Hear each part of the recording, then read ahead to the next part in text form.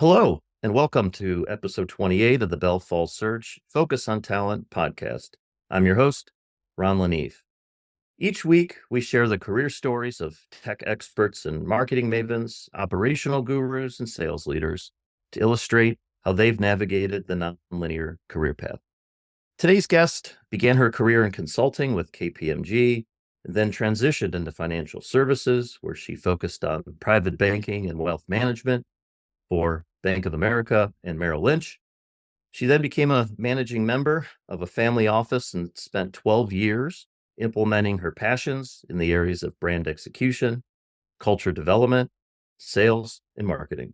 In 2020, like many of my guests, she took the entrepreneurial leap and started her own firm focused on change management, cultural transformation, and executive coaching. And I'm sure there's some other things she'll add there as well. Very excited to introduce Whitney Kenter, Whitney Kenter, founder of Glow Connective. Whitney, thanks for being here. Absolutely. Thanks for having me. I think you're going to be a great example of that nonlinear career path focus area that I really like to concentrate on. Can you expound on my introduction and talk about your career journey and really focus on the hows and the whys around maybe the decisions you made along the way and how you got to starting your own firm? Yeah, happy to. As many college students are, I think I went to college because I was going to be an architect and very quickly realized that was really not the right path for me. And after changing majors a number of times, I ended up with an accounting degree because my dad told me the world was always going to need accountants and that was going to be the path for me.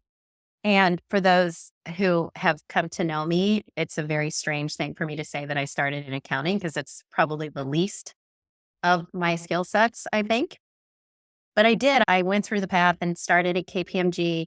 I was in audit for 2 weeks, sitting behind a microfiche, checking off inventory or whatever. And I went to my partner after just 2 weeks and I said, wait a minute, there has got to be something more people-y in this firm. And he told me, yeah, when you get to be senior manager in 7 years, you can be more involved in people. And I was like, that's not going to work for me. I can't wait 7 years to be in a more people-y role. And so after a few twists and turns, they said, okay, there's this tiny little group within the tax department called the Personal Financial Planning Group, and they deal with people. So that seems like a really good place for you to be. And I knew nothing about ultra high net worth. I didn't know about trusts and management. I didn't know any of that stuff. But luckily, had a partner who took me under his wing, and it was fascinating. One of my first clients, the patriarch had just passed away. And so I got really involved in what happens according to his estate plan. How did it all get divided up? And so it was just really fascinating to me. I ended up staying in that group the entire time I was there and bounced around different offices, did a bunch of different things. And in hindsight, of course, I realized, wow, I really did make quite a few changes and did not even go a linear path at KPMG. If you think about the big four accounting firms, it's pretty linear. You go from Yeah. this to this. And I didn't do that at all. I didn't have that path at all. And so that's really what got me started in this whole behavioral finance, family systems, just like the human dynamics around wealth was super accidental. And I never will forget, I was sitting with the partner that I was working with in this meeting. This client was selling their company. I was sitting there as a young 20 something in the room saying, I don't know why I'm here, but I'm grateful. I don't know all the things they're talking about. And after we got through all the technical stuff, the CEO kind of looked at me and said, okay, so we got all this and this is how much I'm going to end up with. So how do I make sure that I don't raise entitled kids? How do I explain this to my spouse? What do I really do? What's the purpose of all this? And I was sitting there like, I'm 27 years old. Why is he directing this question at me? And after getting into a few conversations like that with some really top CEOs, I was like, maybe I should look into this. I should probably try to figure this out. So I just started reading everything that I could get my hands on about the different capitals and family wealth and system theory and all that kind of stuff. And it was fascinating to me.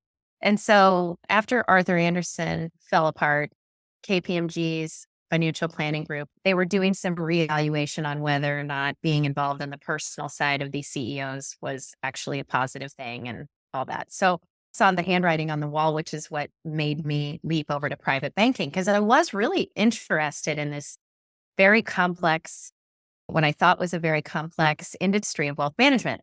So ended up in Bank of America and then jumping to Merrill. Oh, sorry, go ahead. Let me interrupt you for a second. I'm sorry. Yeah. So when that CEO asked you that question for that first time, I'm curious, did you answer? Did you speak up and share your thoughts? I basically said, I think I answered his question with a question. And I Like don't remember what it was, but what it led consultant, to, as a good interestingly, consultant. yeah, what it led to, interestingly, was he was like, hey, why don't we schedule a separate time? You come to my office. Let's really whiteboard this and think about it. And so I did have some time, gratefully, to think about how I was going to structure things. But it basically led to a different conversation, a different meeting. But it was Sorry. interesting. Taking all of that, I would say, very early experience that I was getting when I went to Bank of America, I had told them, I was like, there is a whole new offering that we could be providing your clients. We need to be thinking about communication within the family. We need to be thinking about building trust and all these things. And they basically said, yes, that's great. We totally want that. Just make sure that you're meeting your sales targets and do all the things. And then we don't care what you do in your free time. And so I learned really quickly that kind of pushing this agenda and that this whole body of work, I felt at the time was more important than the technical because the technical is very commoditized at some level and very easily accessible and things like that. And I really felt this could be a differentiator. So went to Merrill because Merrill was more entrepreneurial and we got bought by Bank of America about 11 months later.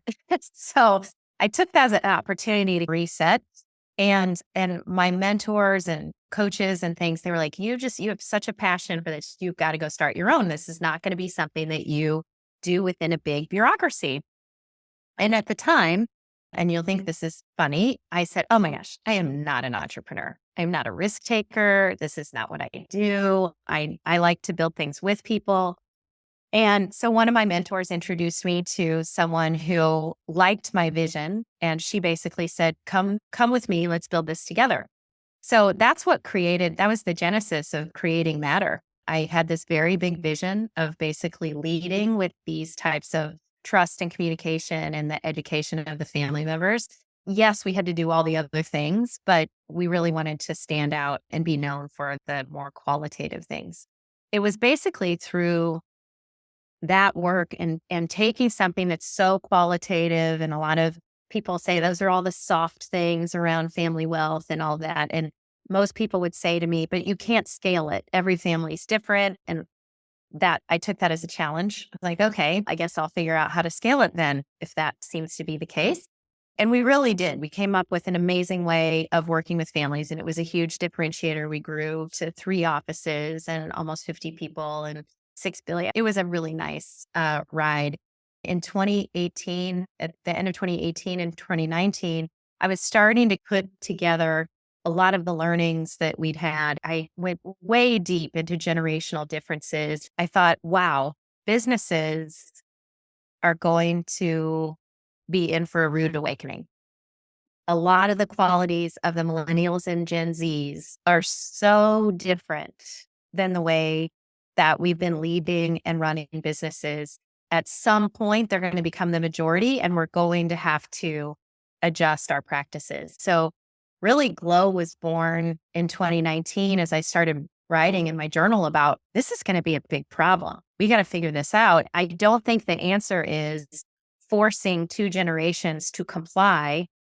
I think that the answer is how do we evolve and adjust and allow people's true gifts, true talents, true being really come out. And so that's why Glow was with an E on the end for a reason. The E is for energy, because I thought in a system, when you have more humans that are lit up, excited to be there, excited to contribute, they're doing what they love to do, they're really being able to align their purpose and their gifts with whatever the business is, they're going to glow. Like their energy is just different. We've all been in some kind of service business at some point where you can tell the people who love what they're doing.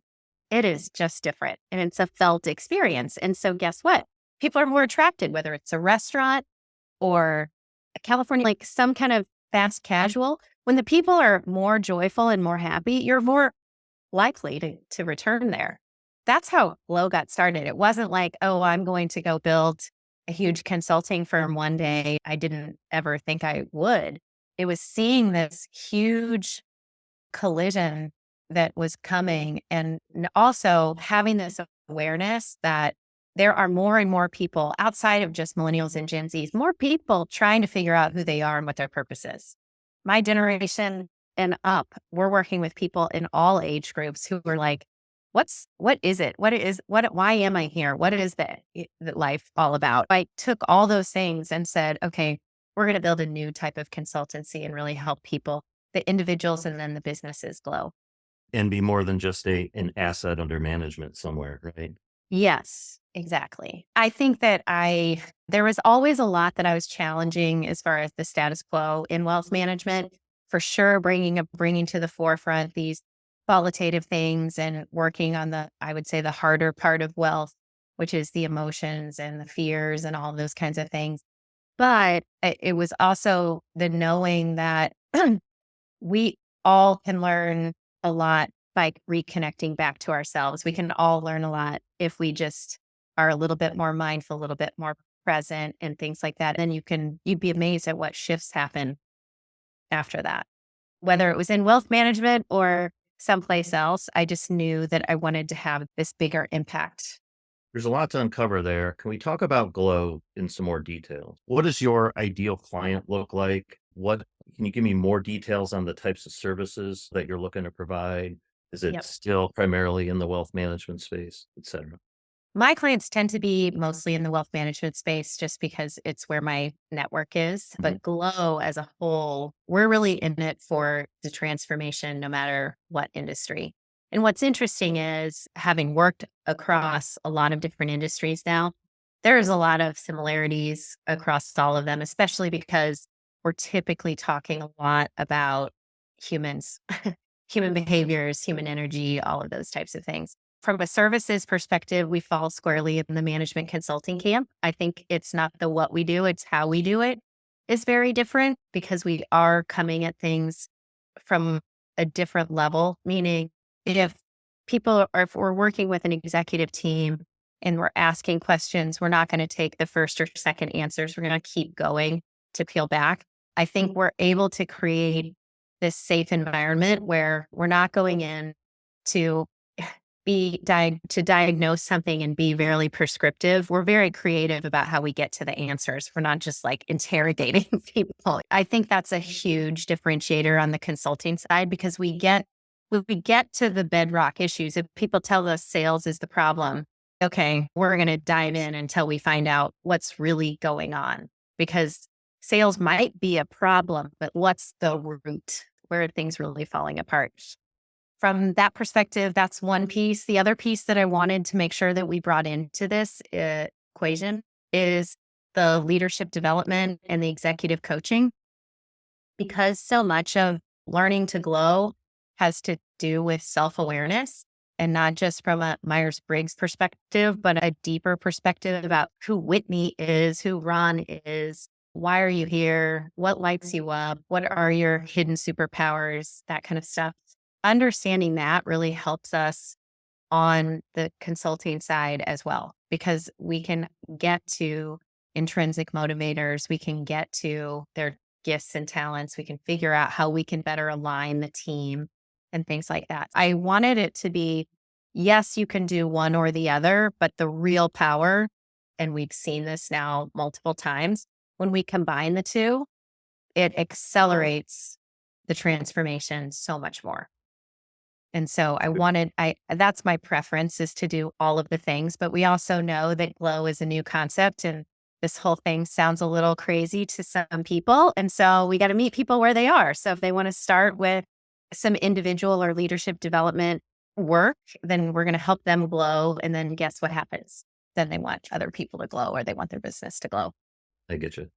One more question on that. What does success look like in these engagements that you've been involved with? And I'm sure it varies by client, by type of client, et cetera. But for an example, when have you walked away or maybe not walked away and the client's, wow, now I get it. I think one of the proudest moments I have across all of our clients is when we are able to uncover the clarity that they've been seeking and haven't been able to get for themselves or on their own. That is worth its weight in gold to me. Whether it's getting clarity about the real vision of where they're really going and what they really want at the end of the day, or whether it's brand clarity. Sometimes we'll go in and we'll start asking questions about their brand, and they're so far from what they put themselves out to be. It's, wait a minute. So this is what we heard. Is this really who you are? And all of a sudden they're like, yes, that's exactly it. Then we can realign things. And that was really great. I do love that. We tend to get involved in a lot of, I would say, turnarounds. Maybe there's a new CEO in the seat and he or she is trying to make their own mark. They have ideas for how they want to change and things like that. I love that part of helping them figure out how to recalibrate. And maybe they were involved in the company before, but now they're taking on a different role. That's a huge transition, Yep. actually, to have everybody see that person differently and work differently together. That's really exciting for me to see that transformation. I would guess that the generational change in the family business would probably be a pretty ripe area to participate in as well. Yeah, it really is because so much of my whole career, just accidentally, I ended up working primarily with first generation wealth creators. Even though I did have some that were multi-generational wealth, I would say a good 90% of my clients over all these years have been in the first generation wealth creator phase. That's a different mindset. It's a totally different mindset. I've been involved in so many transactions. That shift that happens from, hey, I built this thing from nothing. I thought the goal was to sell one day. And then the day after the deal closes, I'm a little bit like, what's going on? Who am I? What is all this? That transition, I think, has definitely led to me working with more family owned businesses because they have confidence that I understand that transition. So even if it's trying to transfer from father to son or daughter, there's a lot that goes along with that emotionally. That transition, even though it might make total sense on paper, it can feel very different. And so I think it does give us an opportunity to be a little bit different because I've just been on the other side for so long. And I can't help myself but bring that other aspect. You brought up a key point that I'll move on. The emotional impact is not just on the family going through that transition, but it's on the team members as well that are used to senior member running the business. Now the children are taking it over. What's going to be different? We still have a job. There's Yeah. a lot of strife in that type of situation, a lot of change management in that type of Yes. situation. Yeah. So not linear path at all. You followed your passion, and I think your passion followed you at the same time. Sounds like everything, part serendipity, finality at the same time. That's pretty cool story. Yeah. The big realization when I started writing about Glow, the part that I left out, that's my professional journey. My personal journey when I was 38, realized or was intervened by a couple of friends, basically held up a mirror and said, I think you're in an abusive marriage. I'm really concerned about you. And that really was a huge wake up call because here I'd been super successful professionally, had three great kids from the outside looking in, all the board seats, all the things. From the outside looking in, I had the perfect life. Then realizing that I was so miserable and so unhappy, but was faking it to make it every day. At 38, leaving a husband and realizing that I was responsible for these three kids as a single mom. And what does that even mean? And who am I? I had gone through that same process myself to say I'd been on the hamster wheel. I had checked all the boxes and done all the things that I thought I needed to do, but I was getting further and further from who I really was. That was a big reset moment for me. So from 38 to 48, I had spent a decade doing a lot of healing, doing a lot of exploration of self. And even though at 38, I would have said I'm not an entrepreneur. At 48, it wasn't that I said, oh, yes, I'm definitely an entrepreneur. It was, no, I have to do this thing. I can't not do it. It was just a different level of confidence after you've gone through all of that. I think that's another reason why I love the personal transformation because, and I think people are attracted to us because I'm very open about my story. I got off the hamster wheel and just had to take a really hard look at who I was, but I wanted to. The deeper I got into really figuring out who I was, it was as if the path just presented itself. It was very interesting from that perspective. But I think a lot of people see that. So I'm going to transition. For college students or those entering the workforce soon, what suggestions do you have for them, for that cohort around everything from what might be the best thing to major in college? And I know it's hard to answer because it's a very individual thing, but hey, here's some hot trending areas. Maybe it's not all about your major. Maybe it's about focusing on groups or leadership opportunities, whatever. But what, from your perspective and things you've seen, what would you advise that cohort? I tell all young people that are in college or going to college that I highly recommend that they take a few psychology or sociology classes. I think that we all need to have a deeper understanding of our own humanity, but also how our brain works. I just think that it's really important to understand more about the human dynamics and the people side, because at the end of the day, businesses are in place for a purpose to sell a good or service or whatever, but you're still working with people. We're not robots yet. We are still humans. The more that AI and technology and everything comes to the forefront, it can't replace our humanity. We are humans. We have experiences. We have free will. We have all these things. I just think that the psychology piece is really important to understand because it, I think, will help people work better together. I can't remember, I've used this multiple times and I don't know who to give credit for, but I did read something about 5 or 6 years ago that said that the psychology minor is the new MBA because it is so important.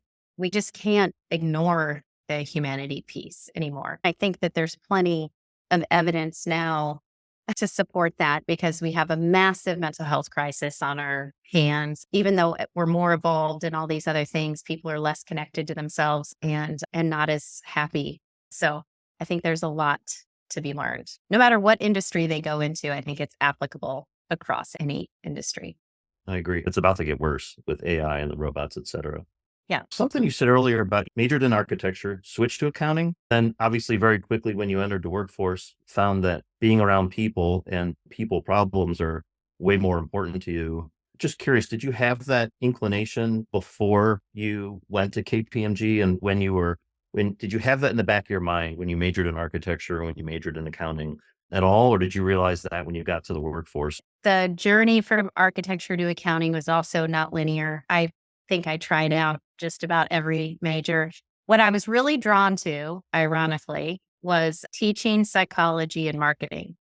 So I dabbled in several different colleges in order to get to my way to business. I was always fascinated by marketing and branding classes and psychology classes. There was something about teaching that I thought was so powerful. It was really interesting that when I realized at Merrill that what I was really solving for was the shirt sleeves to shirt sleeves in 3 generations curse, that is basically 90% of families will fall apart relationally within 3 generations.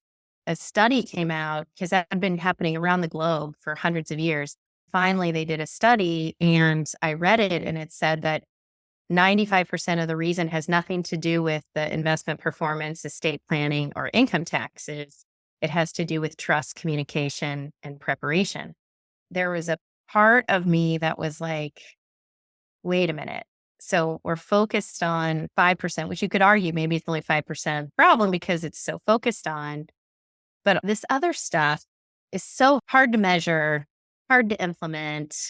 It's not linear. Like it's very artsy in a way. There was something about the psychology and the teaching that kind of came out for me in doing that work because part of it was helping people understand like the complexity of their situation. There was that teaching element, and then just the building trust and all that was so fascinating to me. From the other perspective, for experienced talent, I'm sure you've interviewed, you've hired, you've worked with a lot of experienced people over the years. We're in this weird time right now where although the economy is seems to be doing very well, which I think it is, at least from a stock market perspective, and unemployment is at historically low rates, Right. there's still a lot of very experienced, very talented people.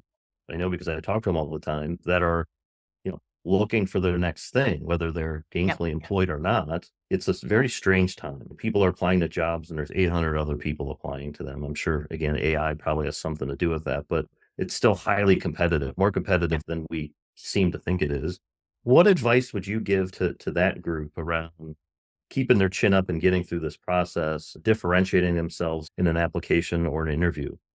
That's so hard. I think I've been really lucky in that every time I made a change, it was always people based. It was like someone told me to go talk to someone, and then I really hit it off with that someone, or I didn't. I still think at the end of the day, I find more people making people connections. If I take the flip side of that, we've had a lot of clients who are always looking for talent. We're always saying, okay, you have X amount of employees already. Maybe you should be leveraging your employees to go out and talk to them about coming to your company and things like that. We're in the unofficial matchmaking business. We're working with clients across the country. Here we're sitting in St. Louis. We're constantly putting people connected. I would just say, like attracts like in the best of situations from an employee employer perspective. Go to the people that you admire, go to the companies that you admire. What are you attracted to? Don't think about it as going to find a job. Where are you attracted to? What people in your network are the happiest in their roles? I take a little bit different and creative Mhm. way about it, I think. I think maybe finding someone or several someones in your life who can ask you questions about what you love to do. Because I think that before you start doing your resume and applying for jobs, I find, at least with my friends and other people, I'm like, but what do you want to do? I know that you're an accountant. Okay. So was I, but I didn't want to be an accountant.